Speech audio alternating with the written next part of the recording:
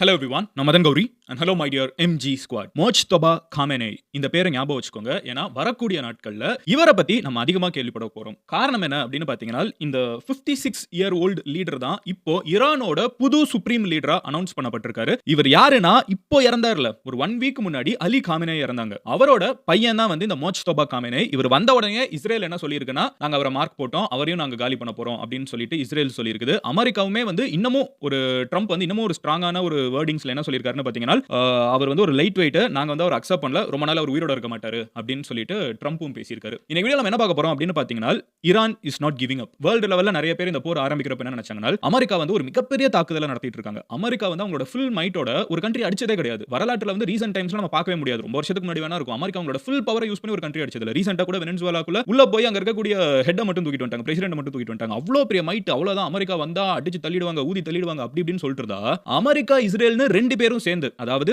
வேர்ல்டுலயே smartest intelligence system வச்சிருக்கவங்க, spy network வச்சிருக்கவங்க அப்படின்னு சொல்லப்படக்கூடிய இஸ்ரேலும், உலகத்திலேயே மிகப்பெரிய பணக்கார கண்ட்ரி, அவங்க கிட்ட இல்லாத ஆயுதமே கிடையாது அப்படின்னு சொல்லப்படக்கூடிய அமெரிக்காவும், ரெண்டு பேரும் சேர்ந்து ஈரானுக்கு லிட்டரலா நரகத்தை கொடுக்கிறதுக்கு என்னென்ன வேலை பார்க்க முடியுமோ பண்ணிட்டு இருக்காங்க.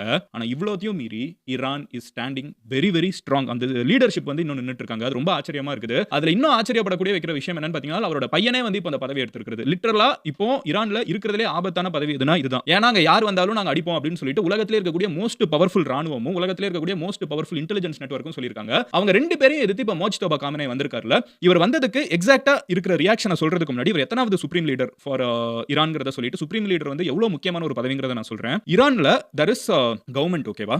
நம்ம ஊர்ல இருக்கிற மாதிரி இப்போ பிரைம் மினிஸ்டர், சீஃப் மினிஸ்டர், இந்த மாதிரி ஒரு கவர்மெண்ட் சிஸ்டம் இருக்குது. அதே மாதிரி ஐஆர்ஜிசி அப்படின்னு சொல்லுவாங்க. இந்த ஈரானோட ஆர்மி, அது வந்து ஆர்மி வந்து தனியா ஒரு சிஸ்டம், ஓகேவா? நம்ம ஊர்ல வந்து எல்லாமே பிரைம் மினிஸ்டர், பிரசிடென்ட் கீழ வருவாங்க. அங்க அப்படி கிடையாது. அங்க வந்து கவர்மெண்ட் தனியா இருக்கும். ராணுவம் வந்து ஒரு கம்ப்ளீட் டிபார்ட்மெண்ட். அவங்க வந்து யாருக்கும் ஆன்சரபிள்லாம் கிடையாது. அவங்க ஒரு இண்டிபெண்டன்ட் டிபார்ட்மெண்ட்.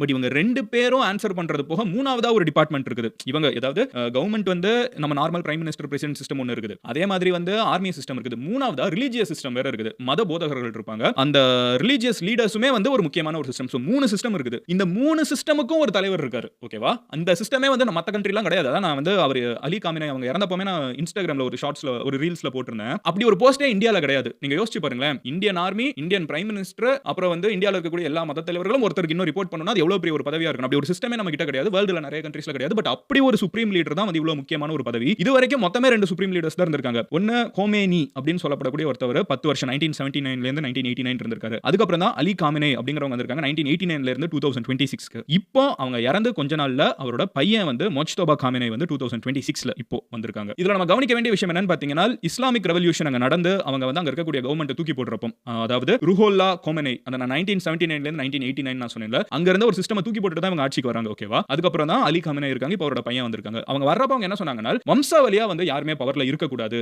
ஏன்னா அதுக்கு முன்னாடி வம்சாவளி பவர்லாம் இருந்தாங்க. அதெல்லாம் நாங்க அப்போஸ் பண்ணிட்டு வரோம்னு சொன்னாங்க. ஆனா இப்போ அலி காமெனே அவங்களோட பையனே வந்திருக்காங்க. இது நிறைய பேர் உருவத்தை உயர்த்தும்னு நினைச்சாலும் இது வந்து ஈரானுக்குள்ள நிறைய சப்போர்ட்டர்ஸ் தான் கெயின் பண்ணிருக்குது. பிகாஸ் இப்போ வந்து ஒரு மிகப்பெரிய போர் நடந்துட்டு இருக்கு. இந்த பதவிக்கு வரது வந்து ஒரு சேஃபான விஷயம் கிடையாது. இன்ஃபேக்ட் இந்த பதவி தான் ரொம்ப ஆபத்தான பதவி. யாருமே வரதுக்கு யோசிப்பாங்க. அதனால அந்த நேரத்துல அவரோட பையனே வரதுனால ஈரான்ல மெஜாரிட்டி சப்போர்ட்டர்ஸும் சில அப்போசிஷனும் எழுந்திருக்குது. சில வீடியோஸ் நம்மளால பார்க்க முடியுது. மோஜ்தபா காமெனேக்கு வந்து இது இருக்க கூடாது, அவர் வந்து இந்த பதவியில இருக்க கூடாது, அவர் இந்த உலகத்திலே இருக்க கூடாது அப்படின்னு சொல்லக்கூடிய சில ப்ரொடெஸ்ட் இருந்தாலும் மெஜாரிட்டி ஈரானியன்ஸ் வந்து இவருக்கு பின்னாடி அலைனாராங்கன்னு தெரியுது. ஆல்ரெடி நான் சொன்னேன்ல, இந்த மூணு சிஸ்டம் இருக்குது. முதல்ல வந்து ரிலிஜியஸ் லீடர்ஸ் இருக்காங்க. அதுக்கப்புறம் வந்து ஆர்மி இருக்குது. மொத்த ஈரானோட ஆர்மி ஹெட்ஸ் இருக்காங்க. அது மாதிரி கவர்மெண்ட் இருக்குது. இந்த மூணு பேருமே நேத்திக்கு அன்னைக்கு மோஜ்தபா காமெனே கிட்ட வந்து அவங்களோட நம்பிக்கையை வந்து சொல்லியிருக்காங்க. இவங்க தான் இனிமே தலைவரா இருக்கணும்ங்கறதையும் அக்செப்ட் பண்ணிருக்காங்க. இதுக்கு இமிடியேட்டா எல்லா சைடுல இருந்தும் ரியாக்ஷன் வந்திருக்குது. யார்கிட்ட இருந்து மெயினான ரியாக்ஷன்ஸ் நம்ம கவனிக்கணும்னா, உலகத்துல இருக்கக்கூடிய ரெண்டு மிகப்பெரிய சூப்பர் பவர்ஸ். ஒன்னு அமெரிக்கா. ட்ரம்ப் என்ன சொல்லியிருக்காங்கன்னு பாத்தீங்கன்னா, ட்ரம்ப் வந்து he is an unacceptable choice. அவரை நாங்க ஏத்துக்க மாட்டோம். அண்ட் அவர் ஒரு லைட் வெயிட் தான். அவர் ரொம்ப நாளுக்கு அங்க இருக்க மாட்டாரு. எங்களோட அப்ரூவல் இல்லங்கிறதுனால அவர் ரொம்ப நாளுக்கு அங்க இருக்க மாட்டாரு அப்படின்னு சொல்லியிருக்காரு. பேசிக்கா என்ன சொல்றாங்கன்னு பாத்தீங்கன்னா, அவங்களோட அப்பாவுக்கு வந்து எவ்வளவு பெரிய ஒரு கோரமான முடிவு ஏற்பட்டுச்சோ அதே மாதிரி ஒரு கோரமான முடிவு அவங்க பையனுக்கும் கொடுப்பேன்னு சொல்லிட்டு ட்ரம்ப் வந்து பேசியிருக்காரு. At the same time Israel என்ன சொல்லியிருக்காங்கன்னு பாத்தீங்கன்னா, ஆல்ரெடி இஸ்ரேல் வந்து அவரை வந்து ஒரு பொட்டன்ஷியல் மிலிட்டரி டார்கெட்டா மார்க் பண்ணி வச்சிட்டாங்க. அவர் வந்து அமைதியா பேச போறாரா, ஈரானை வந்து இந்த போர்ல இருந்து நிறுத்த போறாரா அப்படின்லாம் தெரியாது. பட் ஆல்ரெடி இஸ்ரேல் வந்து அவரை வந்து மார்க் பண்ணி வச்சிருக்காங்க அப்படிங்கிறது இஸ்ரேல் இஸ்ரேல் சைடுல இருந்து இன்ஃபர்மேஷன் வருது. ஆனா ரஷ்யா என்ன சொல்றாங்க? Russia is supporting Iran. Russia is supporting Mojtaba Khamenei. Russia என்ன சொல்லிருக்காங்க? விளாடிமிர் புட்டின் என்ன சொல்லிருக்காங்கன்னு பாத்தீங்கன்னா, ரஷ்யாவுக்கும் ஈரானுக்கும் இருக்கிற ரிலேஷன்ஷிப்பும் நட்பும் வந்து 1% கூட கம்மியாக போறது கிடையாது. இன்ஃபேக்ட் நம்ம வந்து இது இன்னும் மேம்படுத்தணும். Russia is standing with Iran அப்படின்னு மட்டும் சொன்னது இல்லாம அன்வேவரிங் சப்போர்ட், அதாவது எந்த கேள்வியும் இல்லாம எங்களோட முழு சப்போர்ட்டை வந்து ஈரானுக்கும் ஈரானோட புதிய தலைவரான முஜ்தபா காமெனிக்கும் கொடுக்குறோம் அப்படின்னு சொல்லிட்டு ரஷ்யா சொல்லியிருக்காங்க. ரஷ்யாவோட சப்போர்ட் வந்து ரொம்ப முக்கியம் இந்த மொத்த சிச்சுவேஷன்லயே. பிகாஸ் அமெரிக்கா ஒரு சைடு டீம் போயிட்டாங்க, இஸ்ரேல் அவங்க கூட நிக்கிறாங்க, மொத்த கல்ஃப் கண்ட்ரீஸும் வேடிக்கை பார்த்துட்டு இருக்காங்க. இன்ஃபேக்ட் அவங்க இடத்தையே கூட வந்து அமெரிக்காவுக்கும் இஸ்ரேலுக்கும் கொடுத்துட்டு இருக்காங்க, இஸ்ரேலுக்கு அமெரிக்காவுக்கு கொடுத்துட்டு இருக்காங்க. இந்த நேரத்துல ஈரானுக்கு சப்போர்ட் பண்றதுக்கு யார் தான் வருவாங்கன்னு பாத்தீங்கன்னா, சைனா வந்து ஓரளவுக்கு இது நடந்திருக்க கூடாதுன்னு சொன்னாங்க. இந்தியா வந்து அவங்களோட தலைவர் அலி காமெனி இறந்ததுக்கு வந்து துக்கத்தை அனுசரிச்சாங்க, அது அவங்க கிட்டயும் பாஸ் பண்ணோம். சோ இந்தியாவும் சைனாவும் ஒரு நியூட்ரல் ஸ்டாண்ட் எடுத்துச்சு. எப்பவும் சொல்ற அதே ஸ்டாண்ட் தான், போர் இருக்க கூடாதுப்பா, இதுக்கு இந்த தேவையில்லாத வேலைன்னு இத சொன்னோம். இதையே யாருமே சொல்லல, அதையே இந்தியா சைனா தான் சொல்லியிருக்குது. So neutral. சோ அப்ப இஸ்ரேலுக்கு சப்போர்ட் அமெரிக்கா, மீதி பெரிய 2 கண்ட்ரி இந்தியா சைனா வந்து நியூட்ரலா இருக்குது. அப்ப யார் தான் ஈரானுக்கு சப்போர்ட் பண்ணுவாங்க? அமெரிக்காவை வந்து இஸ்ரேலுக்கு சப்போர்ட் பண்ற மாதிரி ஈரானுக்கு ஒருத்தங்க சப்போர்ட் பண்ணணும்னு யோசிச்சப்போ ரஷ்யா உள்ள வராங்க. புட்டின் வந்து ஓபனா எங்களோட முழு சப்போர்ட் வந்து ஈரானுக்கு இருக்குதுன்னு சொல்லிருக்காங்க. சப்போர்ட் இருக்குன்னு தான் சொல்லிருக்காங்க. இன்னும் அவங்க போர்ல இன்வால்வ் ஆகிற மாதிரி தெரியல. நிறைய டவுட்ஸ் இருக்குது. அத பத்தி நான் நாளைக்கு வீடியோல மேபி நான் டீடைலா சொல்றேன். மீன்வைல் உங்க ஃப்ரெண்ட்ஸ் யார் யாருக்கு இந்த வீடியோ தேவைப்படும், இந்த டேட்டா நம்ம இன்னைக்கு பேசினது தேவைப்படும் நினைக்கிறீங்களோ அவங்க கிட்ட இந்த வீடியோ ஷேர் பண்ணுங்க. நீங்க நான் டெய்லி போஸ்ட் பண்ற வீடியோவை பார்க்கிறதுக்கு இந்த சேனலை சப்ஸ்கிரைப் பண்ணுங்க. நான் டெய்லி நைட் இந்த போர்ல என்ன நடந்துட்டு இருக்குங்கிறத அப்டேட் பண்ணிட்டே இருக்கேன். பட் யூடியூப் உங்ககிட்ட வந்து காமிக்கணும்னா நீங்க சப்ஸ்கிரைப் பண்ணீங்கன்னா தான் அது நடக்கும்.